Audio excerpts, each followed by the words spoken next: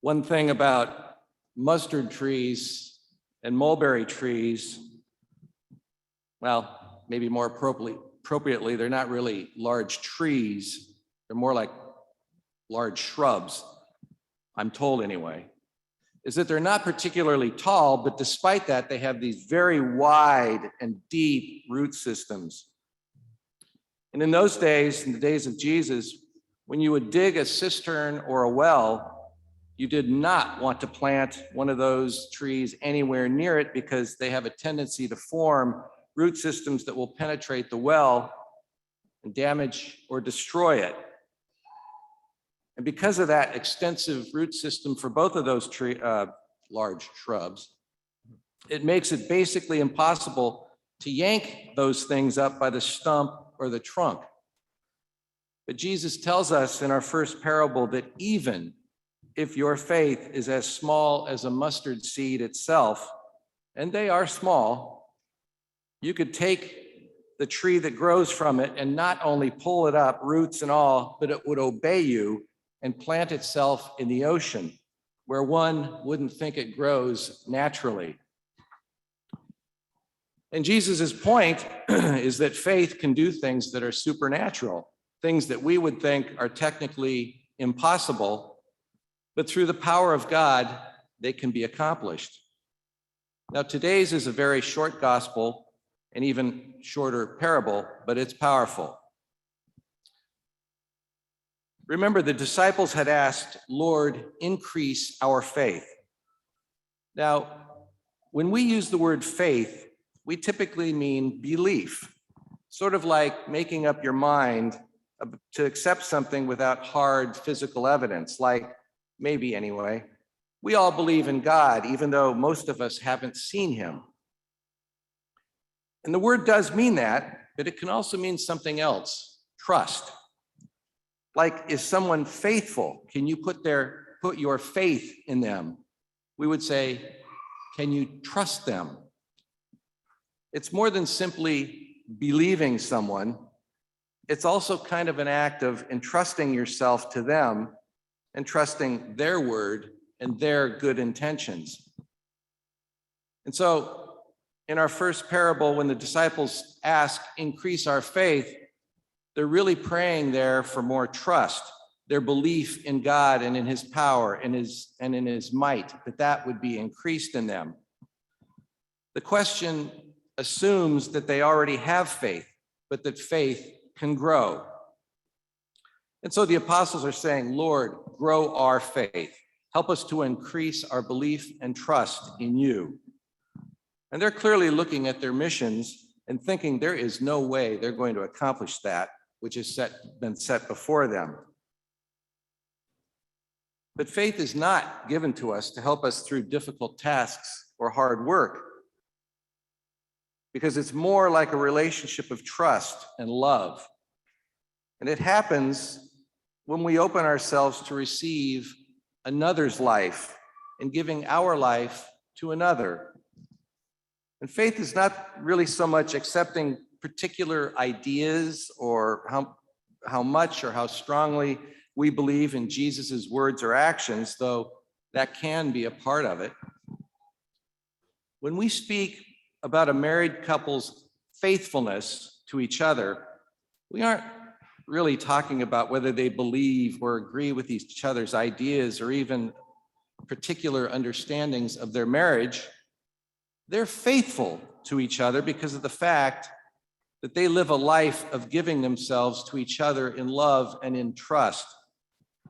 They're faithful because they continually give their lives to the other and receive the other's life as their own.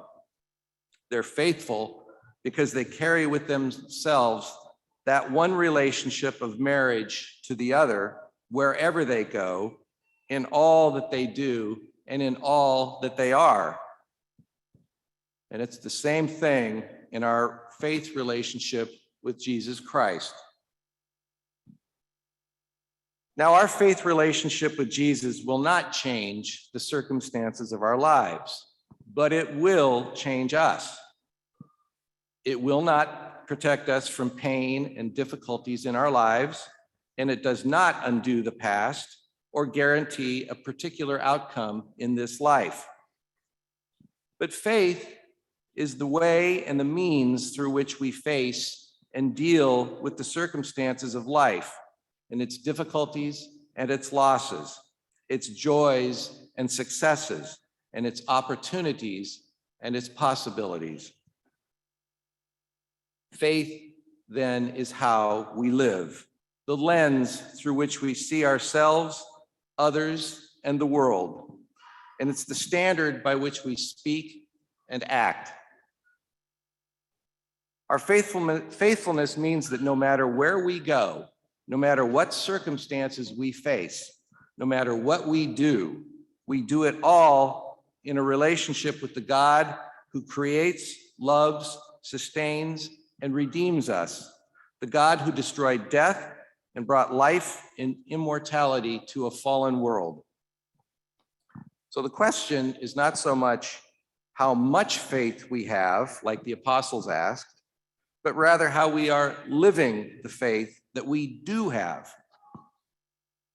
And so rather than asking for more faith, we should ask how we are living the faith that is already within us, and how our faith, our relationship with Jesus Christ, is changing our lives, our relationships, and the lives of others.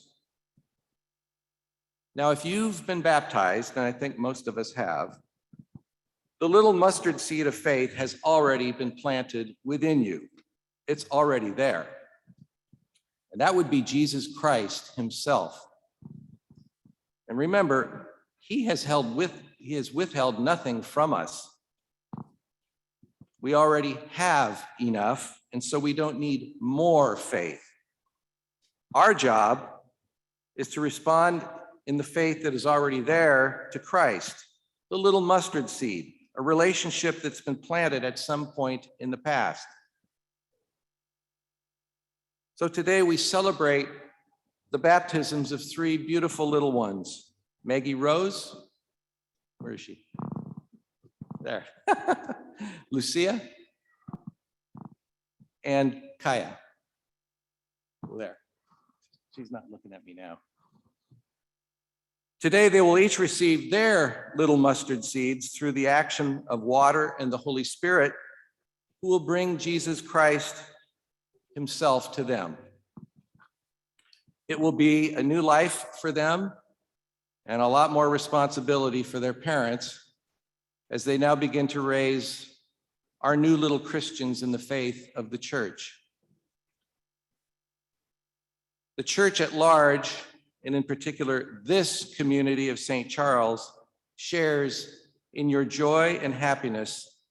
And as I mentioned in our opening prayer, we offer you our support in raising your children in the practice of the faith.